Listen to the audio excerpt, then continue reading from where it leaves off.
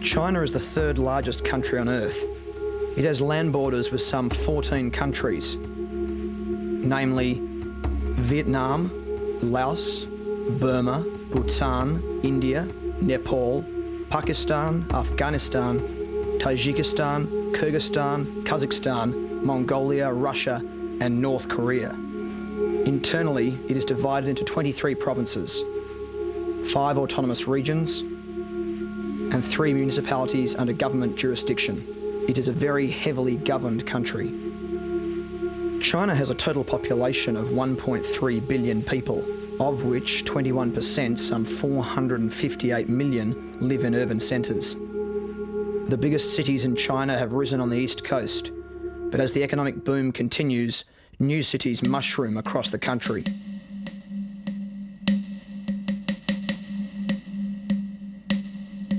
Beijing, a teeming city of 9 million, the centre of Chinese politics for hundreds of years.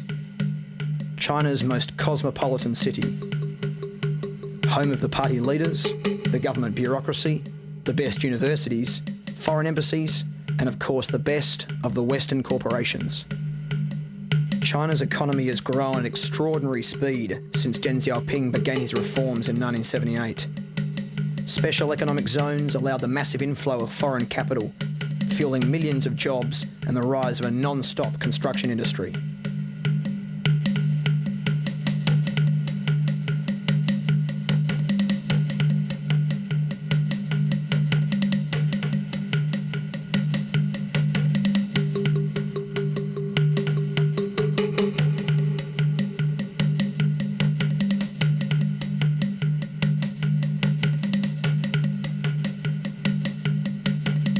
Economic growth has seen lengthening life expectancies, and 160 million people have moved to above the poverty line.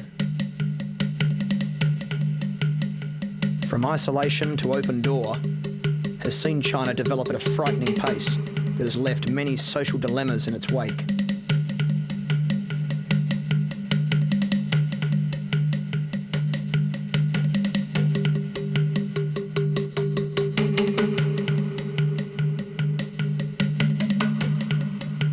Chinese cities have all the extremes of their Western counterparts, with ready examples of the very rich and the hopelessly poor, exclusive hotels, European sports cars, and Western-style consumerism represent the newfound urban wealth.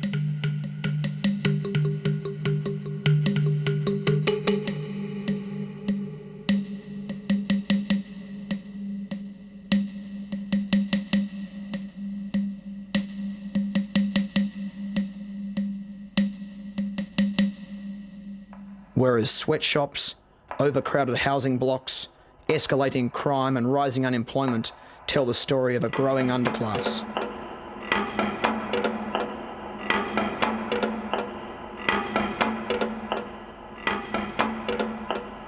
One of the most evident and depressing problems for urban China is pollution.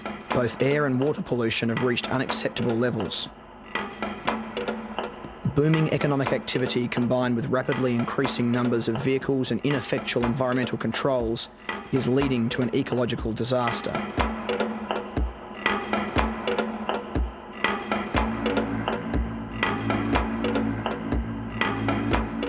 It is now estimated that 1/3 of the nation is prone to acid rain, and that half of all China's rivers are seriously contaminated.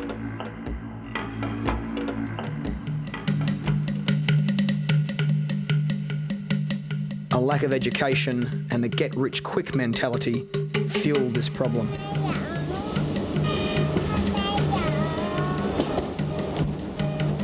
Money, development and economics have replaced Maoist Marxist rhetoric as the new religion. With the rise of the free market and the corresponding demise of faith in the party, the ethics of nationalism and socialism are being eroded by an ethos of individualism and consumerism.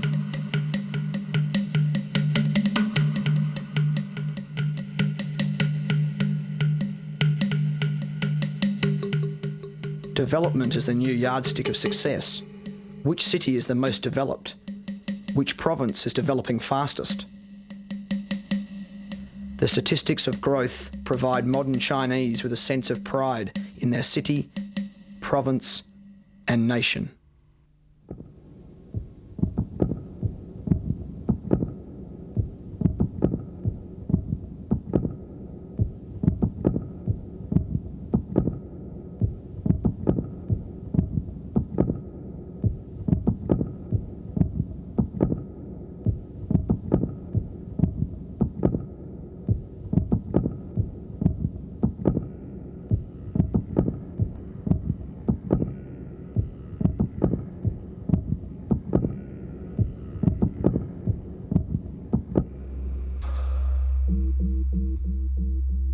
The Chinese Communist Party is a remarkable movement.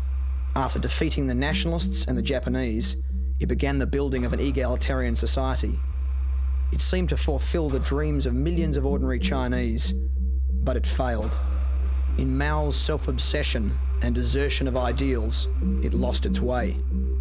The party recently ceased being a socialist party by discarding the ethos of Marxist economics and embracing the free market system.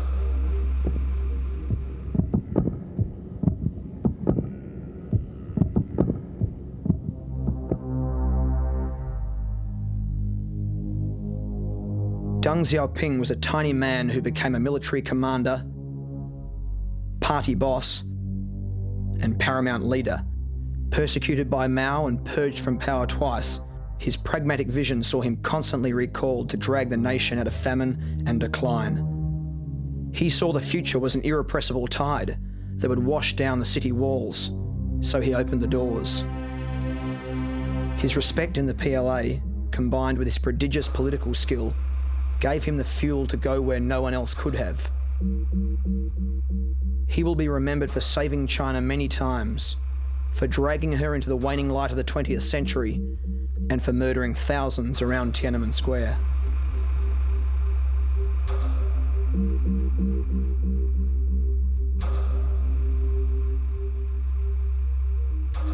Power comes from the barrel of a gun, said Chairman Mao.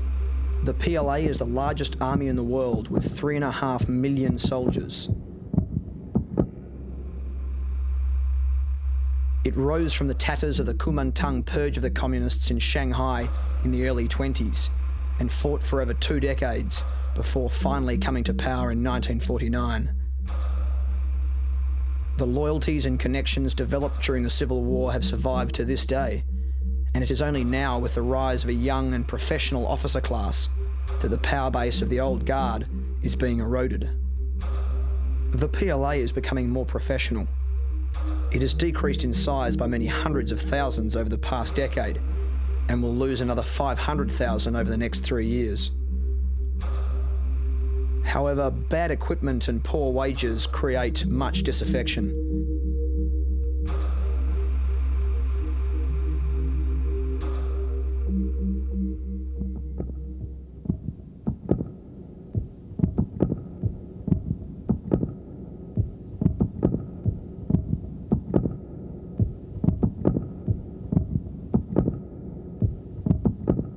This, combined with internal rivalries and personality cult loyalties to geographically dispersed generals, makes the PLA a fractured and complex organisation.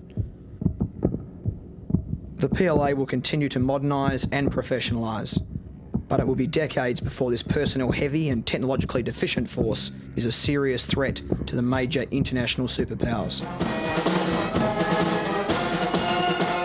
Its fundamental role in modern China is to provide much-needed domestic stability in this time of immense change.